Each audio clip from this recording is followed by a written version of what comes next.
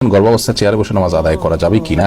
গর্ভাবস্থায় অনেক মেয়েরা খুব বেশি দুর্বল হয়ে পড়েন, শরীর ভার হয়ে পড়ে। এই অবস্থায় রুকু সিজদা উঠা বসা করাটা বিশেষ করে লাস্ট স্টেজে এসে অনেক সময় কঠিন হয়ে যায় এবং শরীরের যে ভারসাম্য আছে ধরে রাখতে পারেন না এবং পড়ে গিয়ে ক্ষতিগ্রস্ত হওয়া এবং গর্ভস্থ সন্তান ক্ষতিগ্রস্ত হওয়ার আশঙ্কা থাকে। এরকম যদি অসুস্থ কোনো মা থাকেন এবং এই পর্যায়ে চলে যায়, তাহলে সেক্ষেত্রে তিনি যদি দাঁড়ানো থেকে চেয়ারে বসতে পারেন, চেয়ার থেকে দাঁড়াতে পারেন, এটুকু পারেন, তাহলে দাঁড়িয়ে সালাত শুরু করবেন। রুকু সিজদার সময় চেয়ারে বসে ইশারা রুকু সিজদা এবং বৈঠক এগুলো সব করবেন।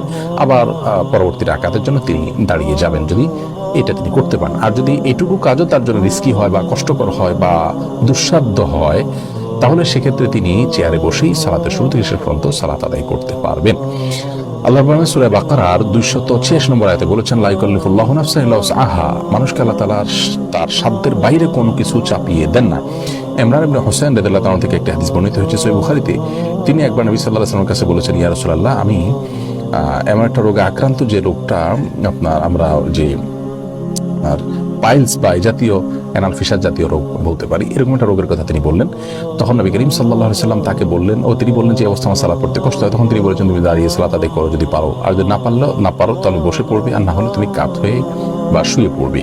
তো এই হাদিস থেকে আমরা স্পষ্ট জানতে পারি, অসুস্থতাজনিত কারণে যদি কেউ সালাত যথাযথভাবে সঠিকভাবে দাঁড়িয়ে যথানিয়মে পড়তে না পারেন, তাহলে তিনি যেভাবে পারেন সেভাবে আদায় করবেন।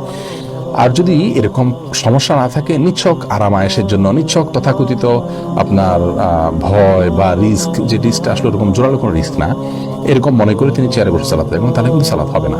তার অবস্থাটা কতটা আপনার নিরুপায়ের অবস্থা, সেটা আগে বের করতে হবে। যদি তিনি সত্যি নিরুপায় হন এবং রিস্কটা প্রবল থাকে উঠা বসা করে সালাত যথাযথভাবে করতে গেলে, তাহলে সেক্ষেত্রে অবশ্যই তার জন্য বসে সালাত ত্যাগ করার সুযোগ আছে চেয়ারে।